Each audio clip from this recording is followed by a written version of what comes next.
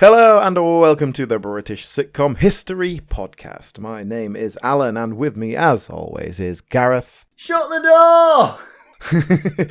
door! Hello. Not the most obvious quote that people are going to immediately recognise, I think. But yes, today we are talking about Dinner Ladies, Victoria Wood penned sitcom from the late 90s, yes. And just a very quick basics here. Series 1, 6 episodes. Late 1998, followed by Series 2 a year later, crossing over the millennium from November 99 to January 2000. 10 episodes for the second season for some reason. I was wondering about that. I mean, you say just for some reason, because it is odd. 6 episodes in standard first series, but then 10. Mm-hmm. It just seems unusual. It's a bit of a mystery. Victoria Wood certainly didn't seem to enjoy having to write more episodes from the sounds of it. It's like she struggled with the second series a bit, I think. There's a bit of mystery over why it stopped. It definitely seems that Victoria Wood kind of had felt like she'd done what she could do with it. Okay. Did they put more episodes in to give it a kind of a finishing run? Okay. As opposed to cutting it off. We'll get into this later, but towards the end of the second series, it definitely feels like they're bringing things together, and it's a definite ending. Victoria Wood mentions at some point, like years later, that the BBC axed it. Well, I don't think that's true. She said before that she decided to stop it, so that sort of doesn't quite add up. You know, in terms of viewers, you know, you're talking up to 12 million viewers in the first series. The second series was getting 13 million viewers. So the BBC, we're not going to axe this. It's a cheap, relatively easy thing to make. It's got a great cachet, ticks a lot of boxes. Yeah. People like it. There's no way they're going to axe this if the Victoria Wood wants to do more. You know, usually, Alan, you ask me what's my memory of these things because I'm the old one, but, you know, you're old enough to have watched this. Did you watch this when it went out? Do you remember it? I think so, yeah. I certainly remember it from the time. And I want to just set this out straight away. I do enjoy Dinner Ladies. I've enjoyed rewatching it, and I laughed a lot. I'm putting that out there now because I think I'm going to have a few negative things to say. Oh, really? Not like terribly negative, but I think I'm going to get a little bit nitpicky. And so well, that's okay. We can stand that as. I think the format will survive here because I absolutely loved it. But actually, I don't remember it. So I remember Victoria Wood. So I was born in 1975. So Victoria Wood was, you know, a sort of big TV star of the 80s and 90s. She had Victoria Wood on TV, had those sort of stand-up come sketch shows with her regular cast of characters. And I thought, you know, like everybody, I thought she was brilliant. But then by the time Dinner Ladies came around, well, I would have been 22, 23. Drunk? You would have been drunk. I was living in London and, you know, wasn't watching mainstream television anymore. So no, I completely missed Dinner Ladies. It completely passed me by. And I had not seen a single minute of it until we started watching it for this. Really? Not a second. Wow. It was a real treat for you then. It was a real treat. I loved it. That's interesting because as much as I enjoyed Dinner Ladies, it is of its time. It's kind of that last bastion of old-fashioned three-wall sitcoms. Yeah. You know, obviously we still have them now, but just as the Royal Family and The Office were coming through and kind of changing that world, this was very much rooted in the old school. I can see what you're saying, but obviously, you know, I'm a person who likes those old sitcoms anyway. Oh yeah, me too. And without jumping ahead too far, what sets this apart is just the writing is sublime. You know, the dialogue is amazing, and you know, it doesn't feel like a traditional sitcom in that sense. But I know what you mean. It is set up like a traditional sitcom. You're saying it's too well written for yeah, I suppose I am. Yeah, exactly that. All right, well, let's get into it. Let's go straight into the episode that we've picked because I think it'll lend itself to just branching off quite naturally into some talking points. We've gone for Series 2, Episode 2, which is titled Trouble. Mm-hmm. So all of these episodes, incidentally, at the time of recording are all on iPlayer to watch. So I would definitely recommend you go. Yeah. Well, I would recommend you go watch this episode, but bloody hell, watch them all. Yes, so this is just a good episode of we get all the characters, we see what they're up to. There's a little bit of continuing plot, a little bit of episodic plot. Nice example. So I think this is a good one for us to look at. And straight away, the intro, no fuss at all. There isn't really much of an intro at all. We just get a little bit of action. In this case, it's just Bren on her own. Yeah. A little tinkling of piano of the theme tune and the title. It's almost incidental music, isn't it? Yeah, exactly. I don't know. Maybe that was a bit different for 98. we still had a pretty kind of solid, you're going to have a 30-second intro with a song and a load of clips kind of vibe at the back then, didn't we? Yeah, definitely. But that's something, for example, The Office, was... Well, they had a proper song as well, but it was all a bit more of a low-key intro. I'm not sure. It'd be interesting to sort of see how that... It is an interesting decision. It is a decision. It's all very low-key. Look, here we are in the kitchen. Let's get on with it. And straight away as well, we get, apart from the title of the episode, we get a date. Yes, every episode is dated. I think it might just be Series 2. But definitely in Series 2, there is much more of a sense of passage of time, and that we need to know what the passage of time is. So in this case, it says, 21st of June, whatever it actually is. Yeah. So the next episode will be 3 months ahead or whatever. But then when we get to the Christmassy period, we get one episode set at Christmas, one episode set at the New Year, one episode set straight after. But we need that kind of progression, and it does play into the continuing plot. Mm-hmm. Several months need to pass by, 9 months, more specifically, without giving too much away of what happens later on. So we need that passage of time for the continuing plot, but it's unusual to really put a date on that. That is not something that sitcoms do. And I'm not sure it's really necessary, other than you're going to have moments where you go, hang on, that was only 4 weeks ago when that happened. How is she having a baby now? I wonder if that was added later. The producers wanted that on there to sort of handhold. I don't think so, because apart from anything else, in this episode, Bren keeps going, first day of summer, 21st of June, She mentions the date very specifically. Okay. Yeah. And of course, later on, the date is very specific because it's Christmas and New Year. But that's a definite choice that Victoria Wood has made. And so if I dare jump into criticism straight away, one of my first criticisms is that, and it's similar to how I felt about the second series of Time, Gentlemen, Please, where I said Richard Herring, because he was churning out episodes very quickly, started relying on ongoing character plots rather than individual episodic plots. That's definitely what's happening here as well. Yeah, but why is that? I don't have a problem with that in principle. If it's done badly, it's done badly, but that's not that. I don't think it is here. Are you saying you don't like that in principle? No, I think it's not traditional sitcom, but again, that doesn't really matter. That's fine. And I think a lot of sitcoms will have something that's feeding through, even if it is just, these two characters, will they, won't they, kind of on again, off again type of vibe. But you never kind of need to reach a climax with all that. But that's fine. And I'm not even saying it's necessarily a bad thing, but it's more to do with it's a writing crutch, because it's easier to write continuing plot than to come up with a new thing every time. It's easy to have your characters grow rather than finding a way for them to be interesting without really growing. That doesn't mean it's wrong. Yeah, it's not the Krypton factor, we're trying to be entertaining here, not some personal challenge. It's not Sudoku. But yeah, like I say, I'm not saying it's necessarily wrong. It can be done well. This is still a very entertaining show. But it's creating a limitation. There's only so far you can take that. And if you're only going to do 2 series, then fair enough, right? Does it affect your repeatability? Is it as easy to watch a random episode of Dinner Ladies on UK Gold? Oh, great, I'll watch that. Does it affect that? I don't know.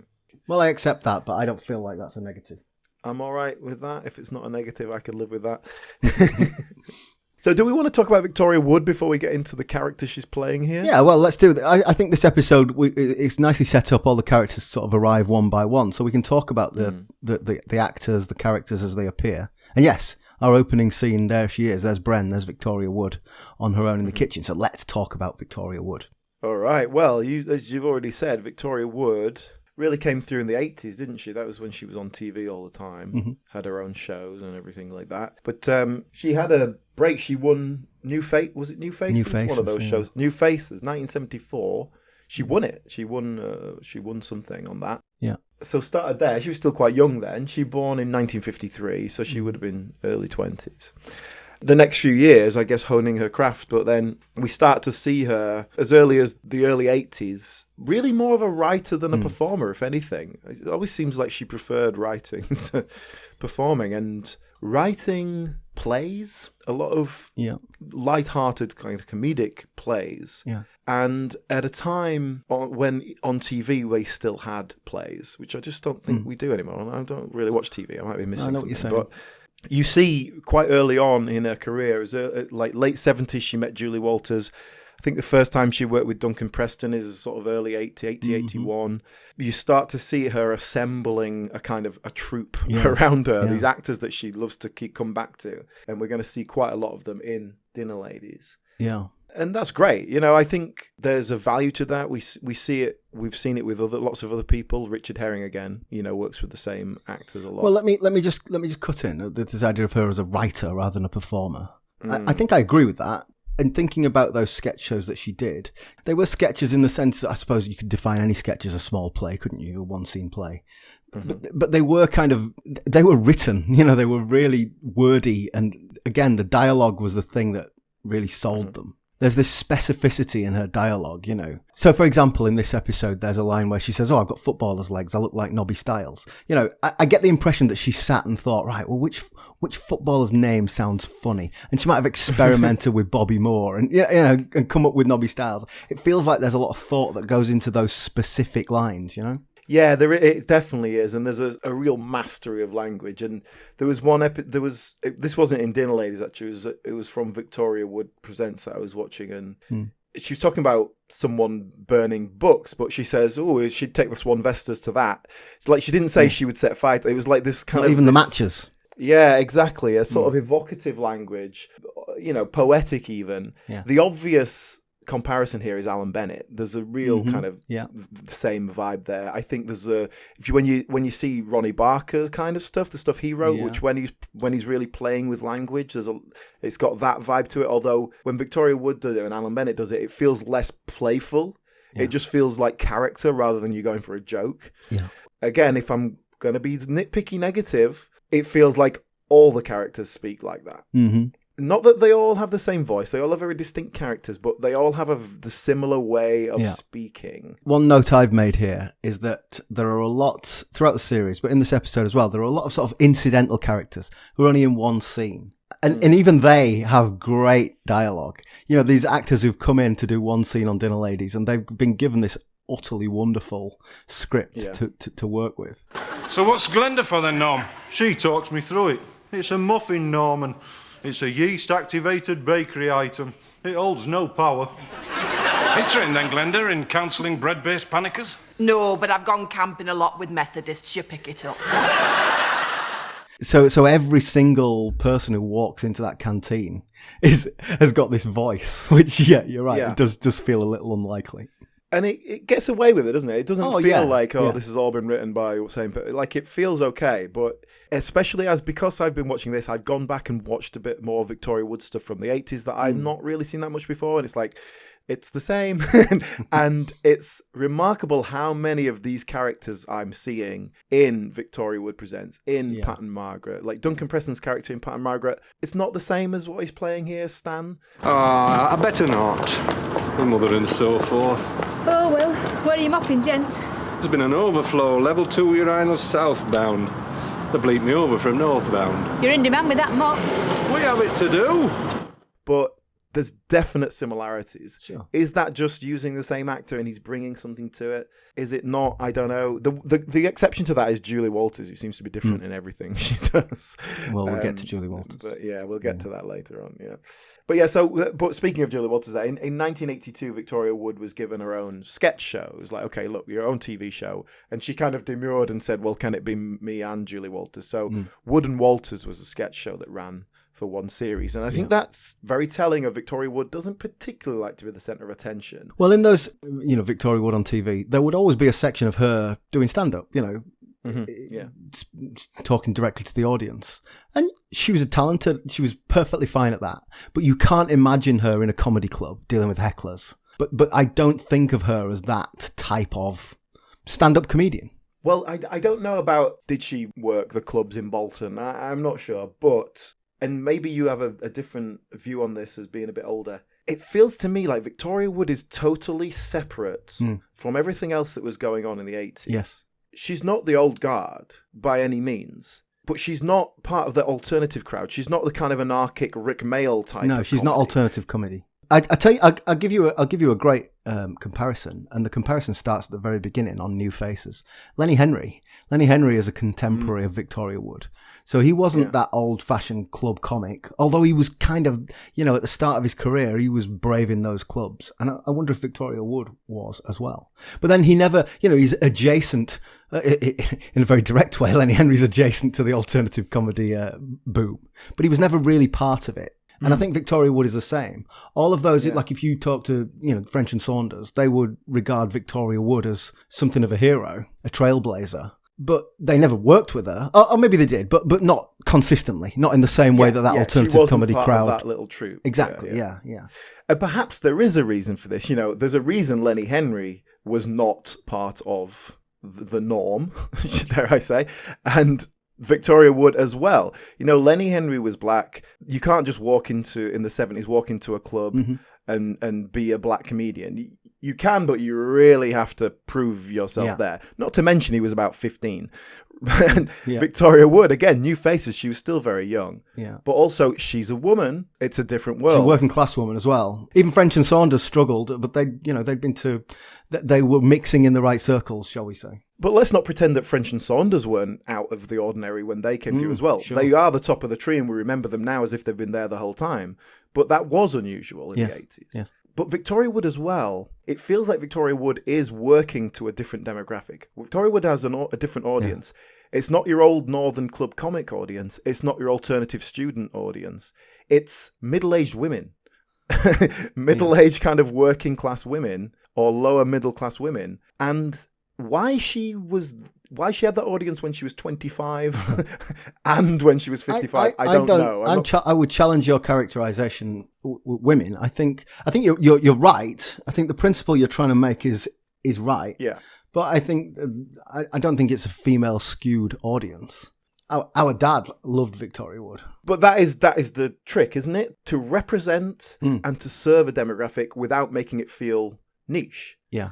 But look at Victoria Wood's material. 90% of these characters are women, not just in Dinner Ladies, but in her previous work as well. She's writing about women. She's writing for women. Yeah. She's writing about women who are stuck in the home, are stuck with a husband, who are having to work a crappy job just to pay the bills. Maybe you've hit on something here, Alan, because in the 80s, who else was? Exactly. You've got your alternative comedies, alternative comedians. It's just anarchy and students, and that kind of lower middle class. We're about to take over the world, new Labour kind of vibe. And then you've got your old school working class male comics, and you go to a club in Bolton in 1974. There's loads of women there, but it's a man's world. There's no women getting up doing well. There were probably a few, but it's not the norm. Yeah, but it's not. You can never present anything too black and white here. But yeah, Victoria Wood was tapping into something that perhaps nobody else was, and found that audience. Yeah, okay, you convinced me. I think that's a good analysis. Yeah. So Victoria Wood was doing stand-up. In the mid-'80s, she started doing like proper stand-up tours, going around the country and selling out shows and everything. Yeah, but I think that's different. She's doing the work, but it's not the same as going into a comedy club and talking to a room of drunk people who don't know who you are. Yeah. But she was already well known enough to be able to do that. That was fine.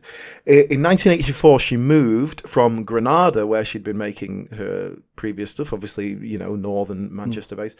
She moved to the BBC. So that's a big step. It's a new contract. She had more creative control, and she had enough cachet by that point that she could make more demands. And so that's when we get Victoria Wood as seen on TV. That was her BBC show. But that only ran for like a couple of series and then a special, I think. But we start to see those regular players, most of whom we'll talk about later on in this episode. Do we get Acorn Antiques at that point? That's where Acorn Antiques comes in. We should talk about Acorn Antiques. Obviously, it's a pastiche of a soap opera rather than a sitcom. But it is, I think it's to me, Acorn Antiques is the first sitcom that Victoria Wood wrote. Yeah, so throughout As Seen on TV, there's one sort of Acorn Antiques sketch in each show, I think, and then it kind of has a bit of a continuation. Like there's a continuing plot going on there if you actually watch them all. Yeah. But yes, it's a parody of crappy soap operas, but it really has that that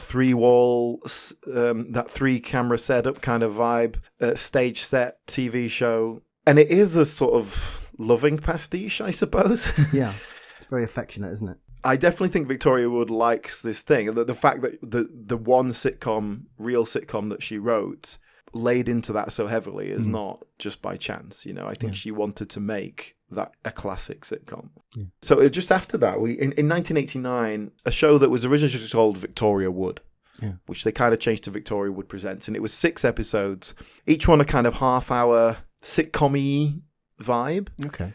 With Victoria Wood as the connecting tissue between them, but it's Victoria Wood, or a character based on it. It's like Hancock's Half Hour, it's her and there's people around her, and that only ran for 1 series, and unlike anthology series like we've seen Ronnie Barker's 7 of 1 and things like this, it doesn't feel like 6 pilots, let's see what works. It feels like 6 short comedy plays that are very self-contained and have this kind of characters revolving.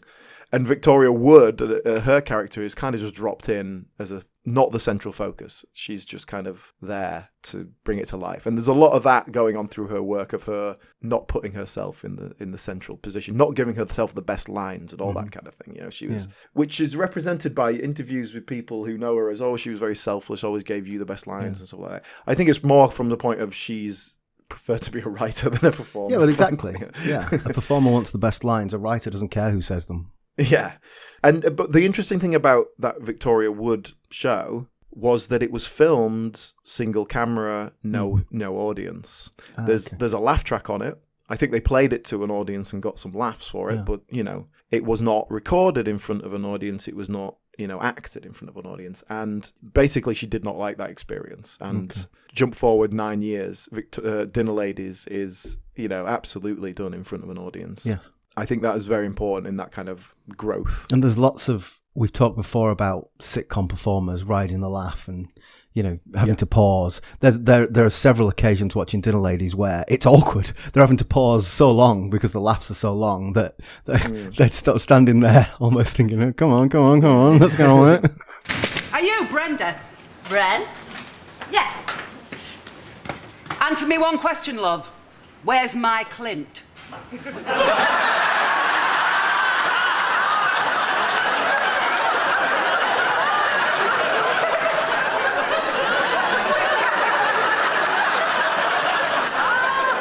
Sorry? If we can wrap up Victoria Wood a little bit before we actually get into the Dinner Ladies, the show. The other thing that I would really identify with Victoria Wood is songs, comedy songs. Yeah. And perhaps a little surprising that there's only really 1 musical in her career, and it's the Acorn Antiques musical that they did in 2005. They first did it, and had a lot of the original cast came in to do it, including Julie Walters, which is not not to be sniffed at. Apparently, Victoria Wood, who did not take the role that she played in Acorn Antiques, someone else did that, but she played Mrs. Overall. For matinee performances for the original run of Acorn Antiques. I see. just to have a bit of a go at it, I guess.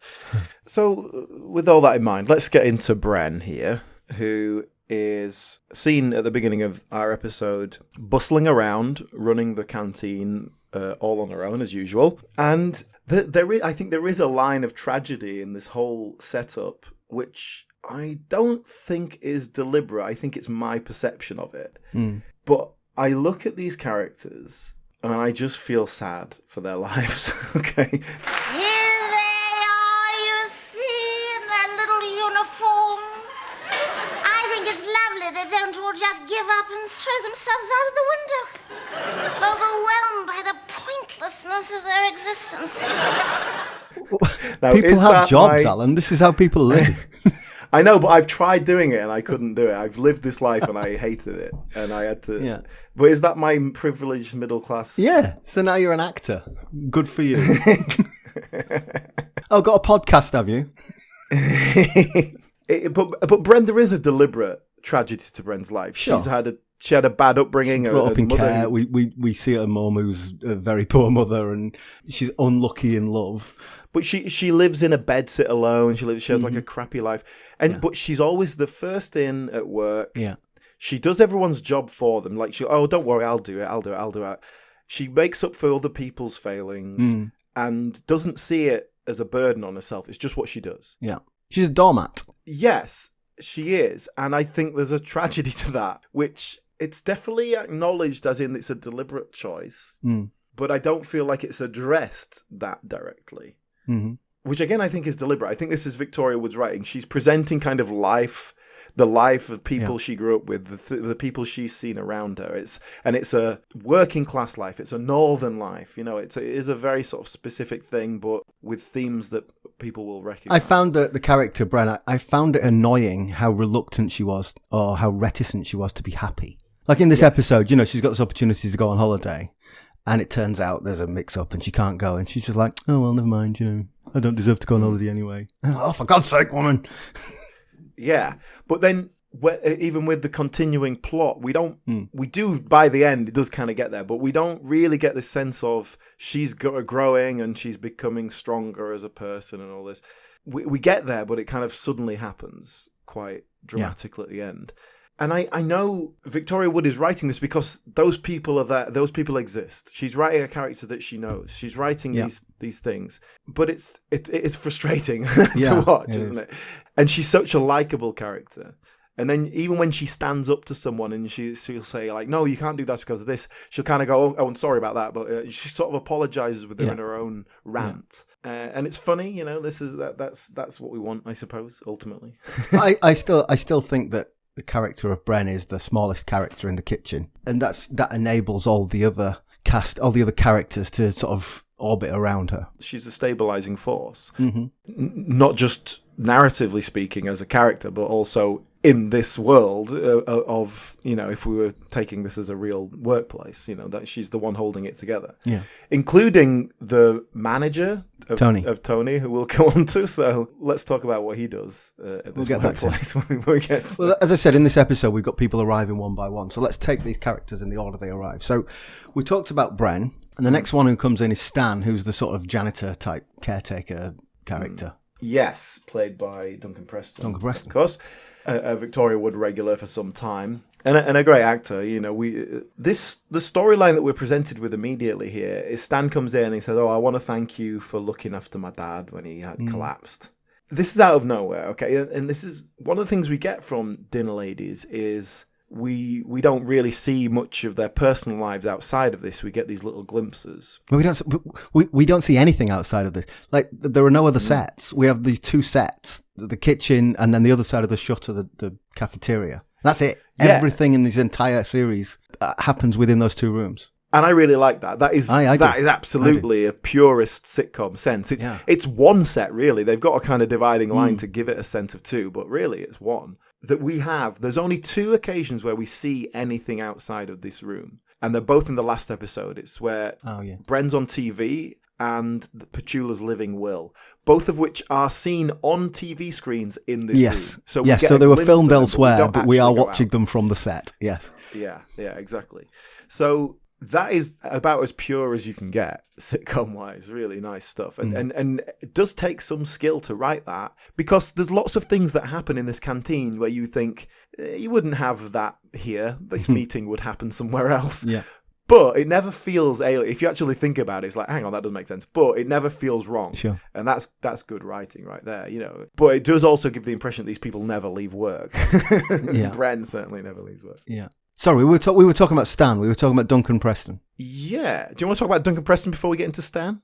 So I know Duncan Preston. I saw him appear in a small role in the Porridge film that we watched recently. But apart from that, I really only know Duncan Preston as one of Victoria Wood's troupe of actors. Yeah, and that's interesting. The Porridge film, 1979, that was before he was sort of really big name actor. He worked with Victoria Wood all through the 80s. But I saw him fairly recently when we watched The New Statesman. And he crops up in an episode of that, 2 lines, that was it. And that was 10 years later, 89, after his sort of a bit more of an established name.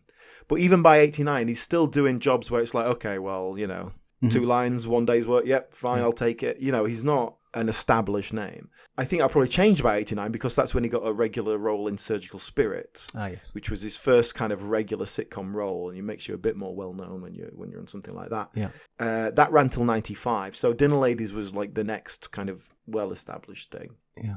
But he's fairly typical. Even by the Porridge film, that period, he's already in his 30s by then. He was more of a stage actor, I think. So well established on the stage. At some point, connected with Victoria Wood, obviously. They worked together for a long time. And what did he do after this? Well, he was in Emmerdale for a long time, as a regular, like in the last sort of 10, 15 years. Oh, that's interesting, because you often... there's obviously a lot of Coronation Street connections here, which we'll get to.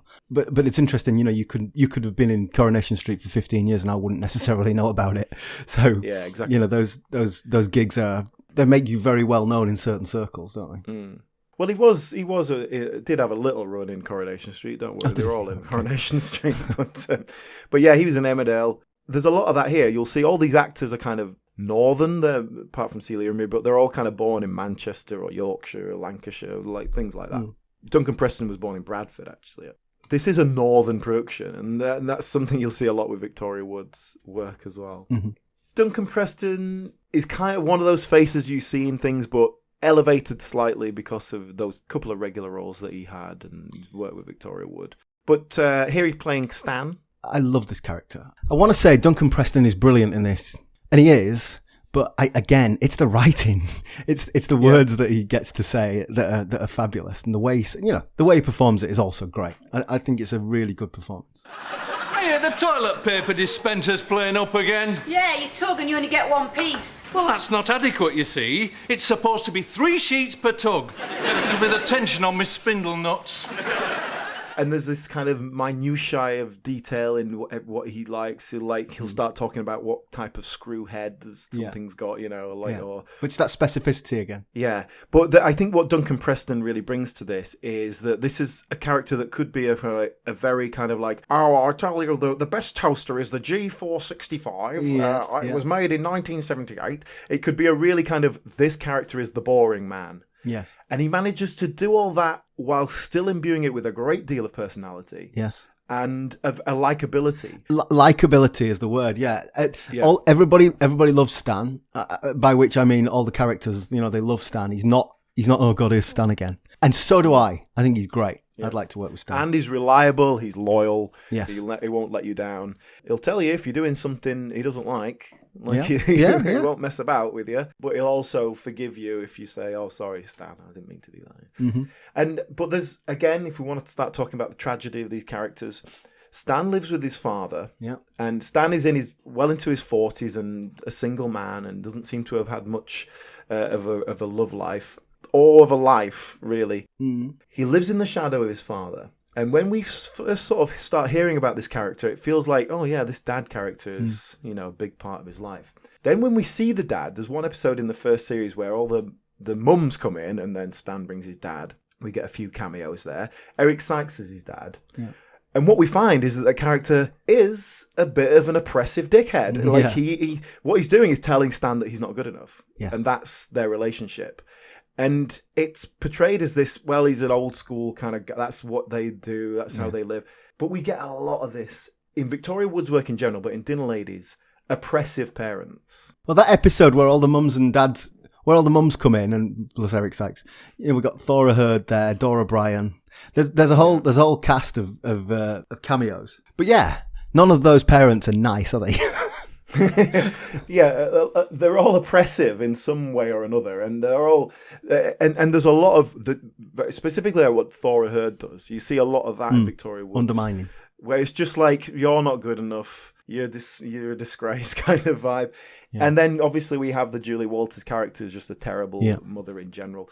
I don't know what happened in Victoria Wood's childhood that made her write these characters so consistently, but what I wanted more of perhaps is basically what happens in this episode is that we see Stan's dad has had a collapse, and there's a bit of continuation here where later on he dies. Yeah. Stan's father dies. And what happens is Stan suddenly has a great deal more freedom. Mm-hmm. He managed to start a relationship. Yeah. He can start to live his own life. But we never get him saying, do you know what, I feel terrible about this, but actually since my dad died, my life has improved significantly. Doesn't need to be said, Alan. Not everything needs to be spelled out. But the other thing is, when Stan's dad dies, there's a little moment near the end where he's written a poem, And he kind of, basically the poem is like, I know I was never good enough for you, Dad. I'm so sorry. Now you're dead. I wish I'd done more for you.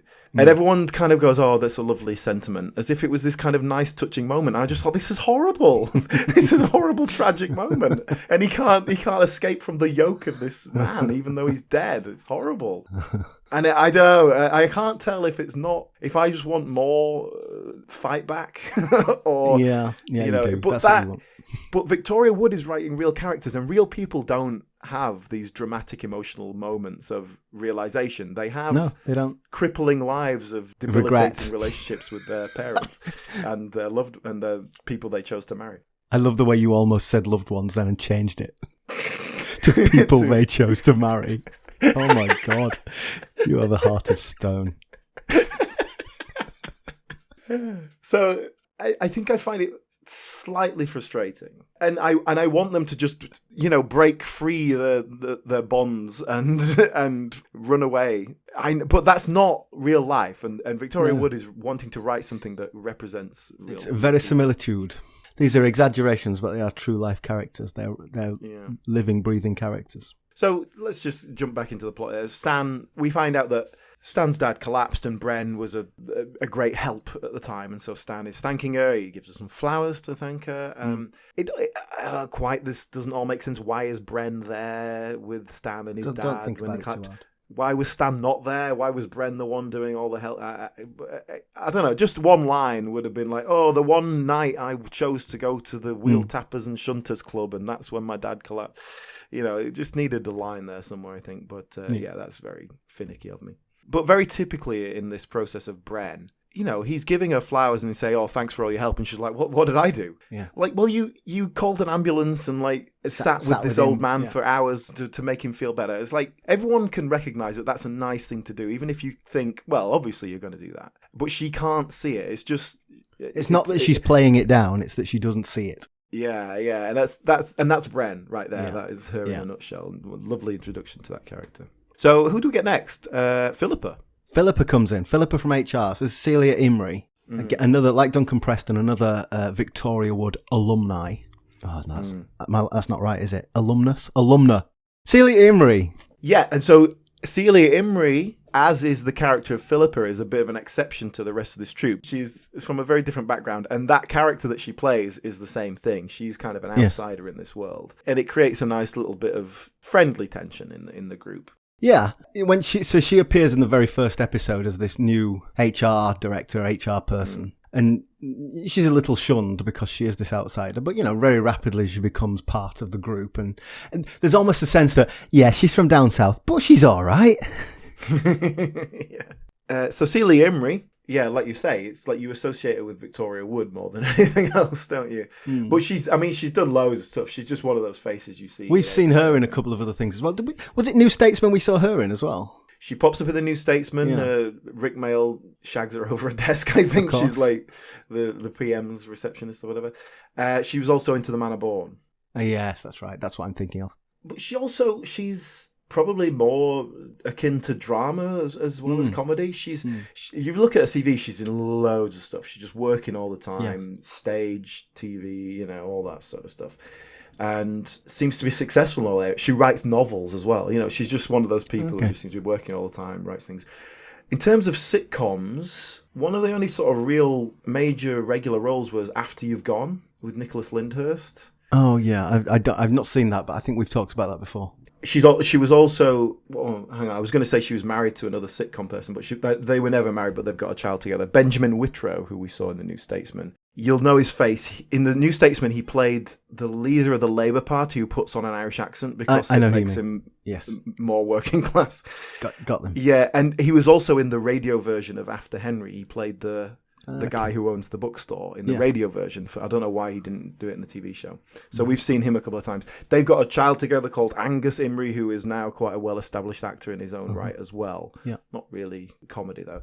So she's institutionalized in the kind of TV and annoyingly successful, let's say. And there's so many people in this cast who are borderline national treasures. Yes. And I think Celia Imrie is like one major role in a sort of period drama, playing the nasty older woman from being a national treasure, you know. Yeah. So Philippa here doesn't do much in terms of plot in this episode. She's just sort of dropped in.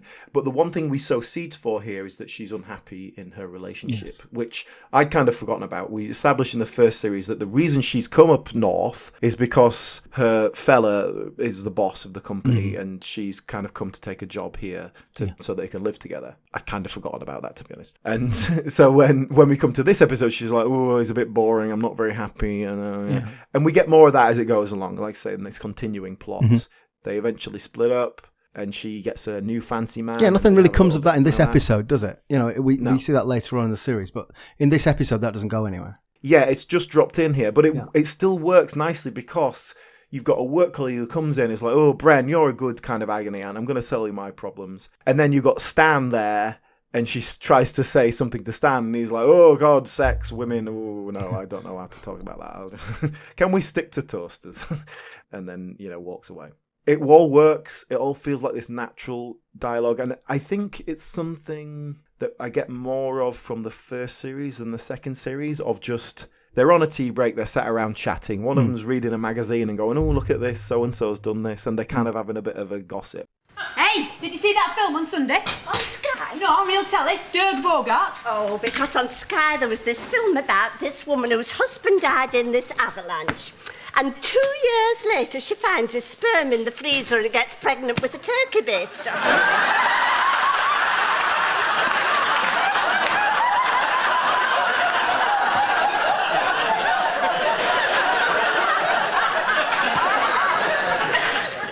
Sounds good. I think we got more of that in the first series. The second series, we're leaning into plot development, character arcs. Right. And that's kind of where I'm nitpicking about that. I think I prefer them just sitting around talking.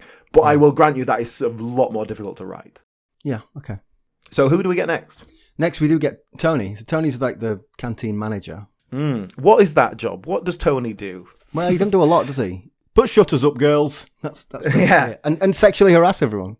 Well, yeah, okay, I wanted to bring that up. The very first episode, the first thing Tony says, he's like, walks in, he's like, oh, get your knickers off. Let's. I could do with a bunk up before we get to work. You all right, Bren? Did you get any? What? At the weekend, did you get any? Any sex? No, I had to go to laundrette. Completely inappropriate. It treads a fine line, and I think when he first walks in and he says it, you're like, ooh, especially like 20 years later, it's like, ooh, hello. But you very quickly establish that this is the rapport they have. Yeah. Everyone is comfortable with it because they know they're safe with Tony. He doesn't represent anything like a real threat to these people who know him personally. Yes. As an outsider looking in, it's like, well, what's that bit weird? Yeah. But in 1998, it was different anyway. It was a different time. It was. So I think that sort of thing would have been viewed differently anyway. Yeah. But also, it is very clear when we actually get to know the character that it's not quite as pesty as you think it is. Yeah. But I think it's representing a certain thing. This is a man in a woman's world here. This is a female-dominated work environment. But the man is in charge. The man is the manager. Yes, that's interesting, isn't it? Yeah, exactly. Even though he is not the hardest working one there by any means. Yeah. Is Bren a manager? Is she just I feel like worker? she's a supervisor, but she might not be. She might just be the one who's been there forever. There's never any official mention of her having any authority over that. Maybe they all respect her on that level. But she must be the supervisor. It feels like Tony's the one who's on the phone making the orders, making sure the numbers add up and all that. She's the manager of the actual kind of work day-to-day stuff. Yeah. But yeah, I don't think it's a coincidence that that's a man doing that job. And I don't think Tony has worked his way up there by working on the till at the canteen. I think you're absolutely right about that. Yeah. Even in 98, I think that was a little bit old-fashioned, but that's what Victoria Wood is writing. And I think these characters are not of a different time of 98, but they are not, and perhaps this is just a working class thing, your working class northerners working in a canteen are not the same as your BBC elites who are writing shows and are kind of putting forward, this is what a society is like. Yes. Victoria Wood is writing what society actually is, rather than what we're trying to project it to be. I think that's an interesting I think you're right. Yeah, I agree with that. Well, tell me about Andrew Dunn, because I don't know this guy at all. Yeah, I would probably say the only thing I know him from is this. And this is his most famous role, and it raised his profile significantly. He was already in his 40s, at this point, so it's not like he was a young up-and-comer. There's a couple of actors in here where it's just like, this is the first really significant role they've had, and it's like, okay, they're really good for this part. We've workshopped some stuff. They're working really well with us, whatever it is. Yeah. It's a mix of that and her old school kind of troupe. And this is, definitely even now his most prominent role, I think. He played Alistair Campbell in a lot of Bremner, Bird and Fortune stuff. Right, okay. I remember him from that as well, around the same sort of period. That's the other thing that I like, my go-to. I've seen him in another Victoria Wood thing as well. He was in Coronation Street for about 18 months as a regular on that, after this. Most recent thing I sort of found that he was in a stage version of The Full Monty. Playing one of the principal characters from that, the Tom Wilkinson character. Yeah. But yeah, I mean, he's not exactly gone on to be a household name, has he? It's this. This is what I know him from. But he's certainly worked a lot more after this than he did before in terms of TV work. Anyway, he seems happy enough, with what he's doing. Some little interviews I've read with him, he certainly seems happy with his career. Good. Okay, so we Tony arrives. Next one in is Dolly, Thelma Barlow. So Thelma Barlow's probably the most obvious Coronation Street link here. Yeah. So talk to me about Mavis Riley. Okay, yeah. So can I just before we get into the meat of this, I think she is brilliant in this. Yeah. I think she's amazing in this. I think she's the best. She's the best character. And I'm not going to argue. Like, I'm not a Coronation Street watcher. Never really was. But obviously, I know Mavis Riley. Everybody knows Mavis Riley, even if just from Les Dennis's impressions. Exactly. Yeah, everyone knows Les Dennis's impression of Mavis Riley. So I that was the baggage I brought into this. But I think she's brilliant. I think she's really brilliant. Well, I've never watched Coronation Street, and even if I did, Mavis was before my time. So it does feel like a different world. But I've seen her do it and all that. So for me, this is Thelma Barlow. This is what I recognise her from. But if you're in a soap for 20 years, which is 25-6 years, which is what she was, you're going to be identified with that role, inevitably. And the fact that she did this straight after it, and I sort of saw a passing mention in something that Victoria Wood wrote this character for her because she knew she was leaving Coronation Street. She was like, "Oh, I'll have you," kind of thing, and wrote this part for her. And she is the sort of the dividing line between, like, there's a group of people who are fairly unknown and a group of people who have worked with Victoria Wood for 20 years, and she's the one in the middle. Yes. And we've talked about this before. Coronation Street was almost a sitcom. It's this close to being a sitcom in a lot of its, especially some characters definitely leaned more into that than others. And I think Mavis Riley's one of them, which is why she was. Everyone did an impression of her. But she joined Coronation Street in 1971, became a regular in 73, and left in 97. Oh wow! So that's a huge chunk of time. It's a huge chunk of time, and she was born in 1929, although it does seem like for most of her career she insisted it was 1937. Fair. That's an actor's prerogative. Sure. Okay. But that means that when she came to play Mavis Riley, she was in her 40s. Wow. So prior to that, it's a pretty your proper old school actor story. Amdram, rep, and then sort of just slowly moving up. And then she was at the Bristol Old Vic. It's kind of like rep book, like high quality rep, Sure. Just steadily moved up, obviously just proved herself at each level and was earning a living. Mm-hmm. And then the Coronation Street gig, and you sort of settle into that then. Yeah. So when she left Coronation Street, she was of an age she was ready to retire. She was in her late 60s. Yeah. So I don't think she was necessarily like, it's about time I move on from the street and start doing new things. This drops on her doorstep and it becomes this great, what a lovely role. Like, spend a couple of years doing this. Yeah, brilliant. And so since then, she's carried on working though. She's not she's still alive and still, I don't know if she's working now, but she was doing a lot of stuff like after this, and perhaps this role helped her escape that Mavis Riley shadow and just allow her to be something else. So, for example, in 2005, she was in a film called Mrs. Henderson Presents. I don't know if you remember that. I do remember that. In fact, now you've said that, I remember her being in it. God, goodness me, yes, I'd totally forgotten that. Well, at the British Independent Film Awards, she was nominated, because of her performance in that film, for Best Newcomer, or Most Promising Newcomer. She was 75 or whatever she was. Excellent. But because it was the first significant role in a film. Her first feature, yeah. So brilliant. So that must be a record, surely, of oldest newcomer. I like it. But like you say, I got a lot of time for her here. Let's talk about the character then, Dolly. She is waspish. She is really... She's really bitchy. She's vicious, basically. But to your face and with a beautiful manner about her. Well, I mean, I don't mind what I wear. I think when you're slim, you can carry off a number of styles. I think we should ask somebody with bigger hips. Jean? She sounds so polite, you never realise it's exactly. But it's like a stiletto dagger between the ribs.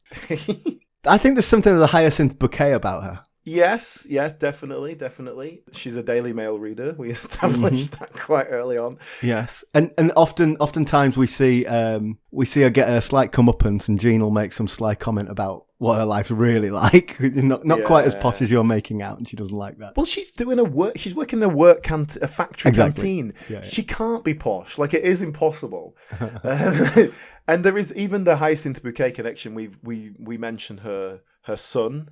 Oh yes, and who lives with another man. lives in a flat with a marine biologist. Oh, what's her name? Marcus.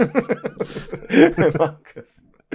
Yeah, and we just get that little undercurrent. Her son's obviously gay, and we don't acknowledge it, or she hasn't quite accepted that. I mean, that's Hyacinth Bouquet, literally. Yeah. But also the way she treats Anita. We'll come on to Anita in a moment, but Anita is of Asian heritage, and she treats her as if she's like just off the boat from India. It's like, well, you have a different, but it's in a kind of very, not a viciously kind of racist way, but it's kind of like, oh, well, you're of a different culture and I'm going to try and respect that. But like, actually she's not at all. In a really horrible, clumsy way. Yeah. She has a set idea of what people are, but done in a sort of such a terribly polite way that doesn't seem offensive.